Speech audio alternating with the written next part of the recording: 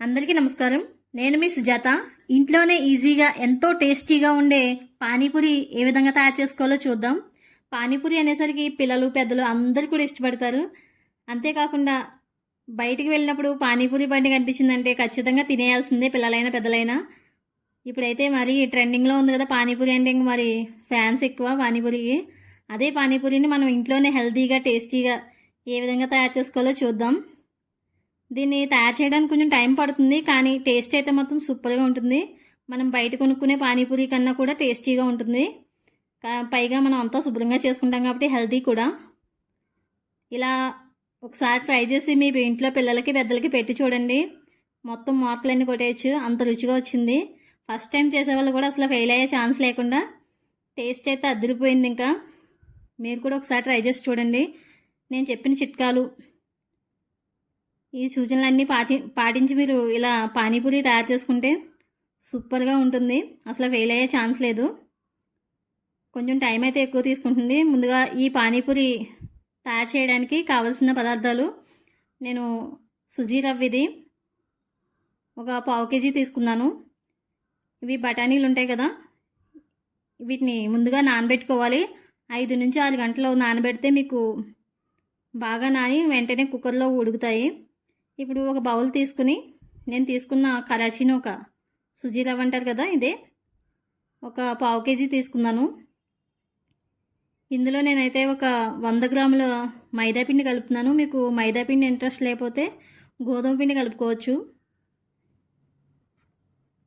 ఇదంతా వేసేసిన తర్వాత ఒకసారి అంతా కలిపి ఒక 1/2 టేబుల్ స్పూన్ సాల్ట్ వేసాను. ఈ సాల్ట్ వేసిన తర్వాత మైదాపిండి, కరాచీనోక, సాల్ట్ ఇదంతా కూడా బాగా కలపాలి. నేను చూపించిన విధంగా బాగా కలపండి. అంటే మొత్తం అంతా కూడా పైకి కిందకి అంతా కూడా కలిపేశాను. ఇలా కలిపిన తర్వాత వంట సోడా ఉంటుంది కదా, అది ఒక 2 చిటికలు అయితే సరిపోతుంది, ఎక్కువ వేయాల్సిన అవసరం లేదు. ఇలా వేసేసుకుని ఒకసారి బాగా కలపండి.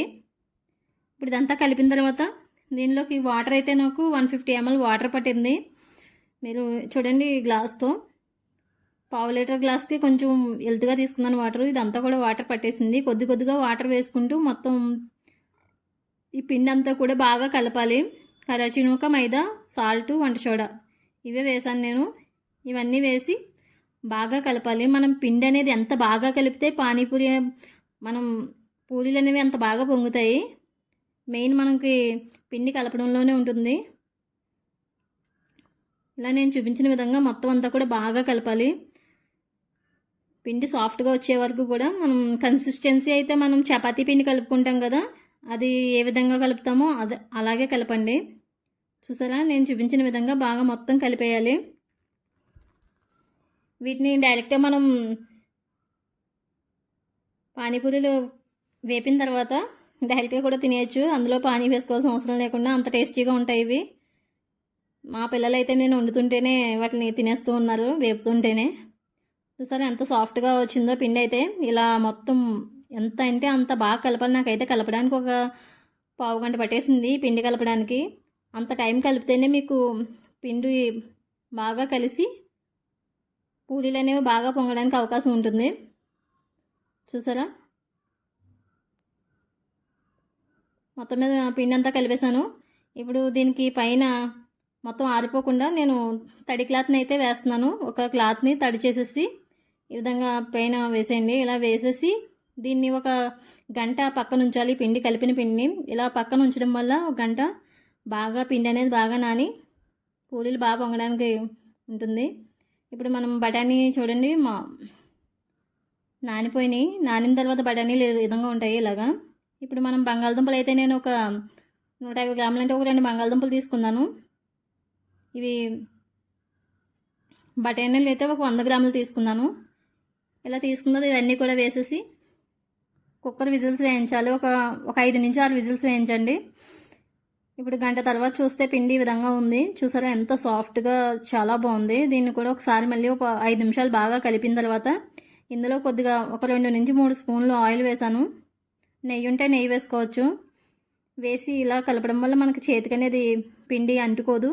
మనం ఈజీగా పిండి వేసి పూరీలు చేయాల్సిన అవసరం లేకుండా ఈజీగా చేసేయచ్చు.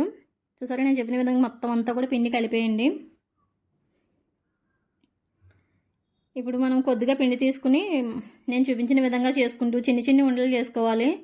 పెద్ద సైజు అయితే మనకి పూరీలు అనేవి పెద్దవైపోతాయి కదా, చిన్న పూరీలు చేసుకుంటే నోట్లో పడుతుంది. మనం ఎంతవరకు తినగలమో అంత పూరీ చేసుకోండి. చూడండి, బాగా చిన్న ఉండ అయితే సరిపోతుంది. ఇలా చేసేసి మొత్తం ఉండలన్నీ చేసుకుని పక్కన ఉంచుకోవాలి.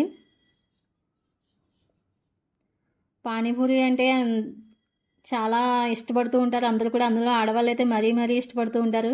నాకైతే చాలా ఇష్టం పానీపూరి. అప్పుడప్పుడు ఇలా ఇంట్లో చేస్తూ ఉంటాను నేను. మా పాపకైతే మరీ ఇష్టం. ప్రత్యేకించి మా పాప కోసమే చేశాను ఇవి.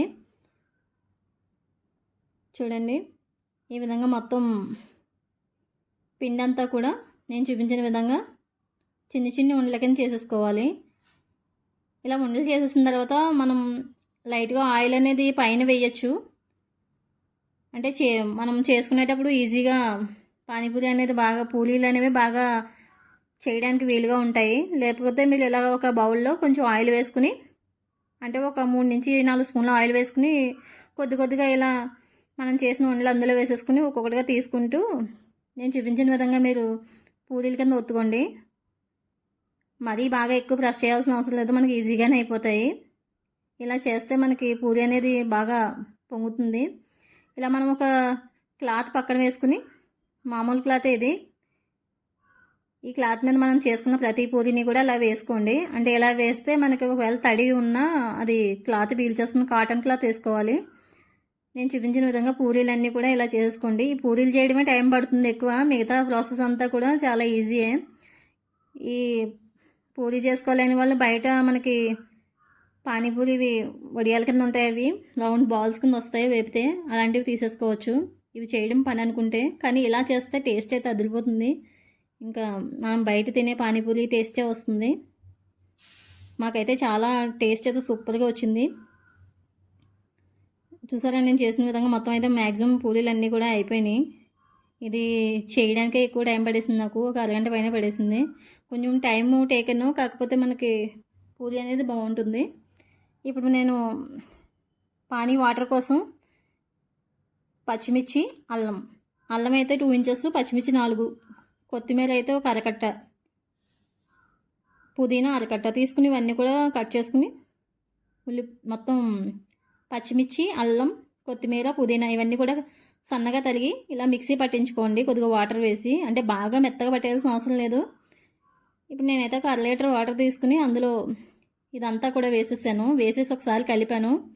ఇలా నేనైతే ఇందులో బ్లాక్ సాల్ట్ వేస్తున్నాను. మీకు బ్లాక్ సాల్ట్ లేకపోతే కనుక మామూలు సాల్ట్ వేసేయచ్చు. ఈ సాల్ట్ వేయడం వల్ల టేస్ట్ అనేది ఇంక సేమ్ బయట పానీపూరి ఏ ఫ్లేవర్తో వస్తుందో అదే ఫ్లేవర్ ఉంటుంది. నెక్స్ట్ ఇప్పుడు మనం చింతపండు అయితే ఒక నిమ్మకాయ సైజు చింతపండు తీసుకుని ఇలా ఒక 5 నిమిషాలు నానబెట్టిన తర్వాత ఈ పులుపు అంతటిని కూడా తీసేసి మనం ఆల్రెడీ కలిపాం కదా పానీ, అందులో వేసేసుకోండి. ఇది వేసేసి కలిపి ఒకసారి సాల్ట్ అనేది సరిపోయిందో లేదో చూసుకోండి. సరిపోకపోతే కొంచెం అడ్జస్ట్ చేసుకోండి. ఇప్పుడు మనం ఆల్రెడీ కుక్కర్లో వేసిన బంగాళదుంపలు, బఠానీ ఉన్నాయి కదా, అవి వేరువేరుగా సెపరేట్ చేసేయాలి. ఇలా సెపరేట్ చేసిన తర్వాత చూసారా, నేను చూపించిన విధంగా బంగాళదుంపల్ని బొలిచేసుకోండి. పై పొట్టంతా తీసేసి మొత్తం అన్నీ కూడా బొలిచేసుకుని పక్కన ఉంచుకోవాలి. ఇప్పుడు వీటిని గరిటెతో అయినా లేకపోతే ఇలా చేత్తో అయినా సరే మెత్తగా చేసేసి పక్కన ఉంచుకోండి. ఇప్పుడు స్టవ్ మీద కడాయి పెట్టి నేనైతే 1/2 లీటర్ ఆయిల్ వేసాను. ఆయిల్ అయితే మనకి ఎక్కువ వేయాల్సిన అవసరం లేదు. ఆయిల్ ఏం పీల్చివి పూరీలు. అసలు 1/2 లీటర్ అయితే ఆయిల్ వేసాను నేను. వేసి ఫస్ట్ ఒక పూరీ వేసాను. అంటే ఆయిల్ అనేది బాగా కాగిన తర్వాతే ఈ పూరీలు వేపితే మనకి బాగా పొంగుతాయి.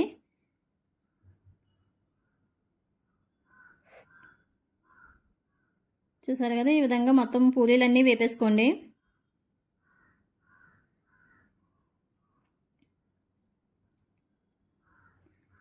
ఇలా ఒక్కొక్క పూరి మొత్తం అన్నీ మంట అనేది పెద్దది పెట్టి వేసేసి తర్వాత మంట కొంచెం తగ్గించండి, మాడిపోకుండా ఇలా వేపుకోవాలి. మనం చూసారా, మంట ఎక్కువగా ఉండటం వల్ల పూరీలు అనేవి ఫాస్ట్గా బాగా పొంగాయి. ఇలా కలుపుతూ ఉండాలి. ఇలా కలిపిన తర్వాత పూరీలన్నీ కూడా వేగిన తర్వాత ఈ కలర్ బ్రౌన్ కలర్ వచ్చే వరకు వేపాలి. వేపిన తర్వాత బౌల్లోకి తీసేసుకోండి.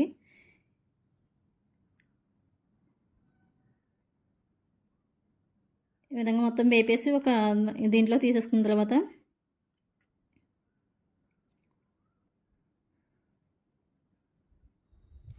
ఇప్పుడైతే మనం పూరీలోకి కర్రీ వేయాలి కదా, దీనికోసం కుర్మా చేస్తున్నాను. ఇప్పుడు ముందుగా మనం ఆల్రెడీ మెత్తగా చేసుకున్న బంగాళదుంప ఉంది కదా, మ్యాష్ చేసినది అంతా కూడా ఇందులో వేసేసుకోండి. ఇందులో మనం ఆల్రెడీ ఉడకబెట్టిన కుక్కర్లో విజిల్స్ వేయించాం కదా, బఠానీ చూస్తారు ఎంత మెత్తగా అయిందో. ఈ బఠానీ కూడా ఇందులో వేసేసి ఒకసారి కలిపి అందులో ఒక 1/2 టేబుల్ స్పూన్ సాల్ట్, ఒక 1/2 స్పూను కారం వేసి ఒకసారి కలపండి. ఇలా కలిపిన తర్వాత ఇదైతే చాట్ మసాలా వేస్తున్నాను, అంటే మనం కొంచెం గరం మసాలా వేసుకుంటే సరిపోతుంది. ఇది వేసుకుని ఒకసారి బాగా కలిపి కొద్దిగా పసుపు వేస్తున్నాను. పసుపు అనేది హెల్త్కి చాలా మంచిది. నేను ఇప్పుడు ఒక టమాటా, పచ్చిమిర్చి, కొత్తిమీర, ఉల్లిపాయ ముక్కలు ఇవి కూడా కొద్దిగా తరిగేసి పక్కన ఉంచాను. ఒక టమాటా, ఒక ఉల్లిపాయ, కొద్దిగా కొత్తిమీర, ఒక పచ్చిమిరపకాయ కూడా ఇలా చిన్న చిన్నగా సన్నగా తరిగి వేసేస్తున్నాను. ఇదంతా వేసేసి స్టఫింగ్ కోసం తీసుకుంటున్నాను. ఇదంతా నేను చూపించిన విధంగా అన్నీ వేసేసుకుని ఒకసారి ఈ బంగాళదుంప బఠానీలు వేసి కలిపేయండి. చాట్ మసాలా ఇష్టం లేని వాళ్ళు అయితే గరం మసాలా ఇంట్లో మనం చేసుకున్న పౌడర్ ఉంటుంది కదా, అది వేసుకోవచ్చు. ఇలా వేసేసుకుని ఒకసారి బాగా మొత్తం అంతా కలిపేసుకుని పక్కన పెట్టుకోవాలి. చూడడానికి అయితే చాలా కలర్ఫుల్గా, టేస్టీ కూడా. ఇది మామూలుగా ఒట్టిదే తినడానికి కూడా టేస్టీగా ఉంది, అంత టేస్టీగా ఉంది ఇది. ఈ విధంగా తయారు చేసుకున్న తర్వాత ఇప్పుడు మనం ఆల్రెడీ తయారు చేసుకున్న పానీ, తర్వాత పూరీలు, నెక్స్ట్ ఇది స్టఫింగ్ కోసం తీసుకున్నాం కదా, ఆలు, మొత్తం ఉల్లిపాయలు, కొత్తిమీర ఇవన్నీ కూడా పక్కన ఉంచుకోవాలి. ఇప్పుడు మనం ఒక పూరీ తీసుకుని ఈ విధంగా హోల్ చేసుకోవాలి. ఇలా కన్నం పెట్టి దానిలోకి కొద్దిగా స్టఫింగ్ చేసి ఇలాగా ఉల్లిపాయలు, కొత్తిమీర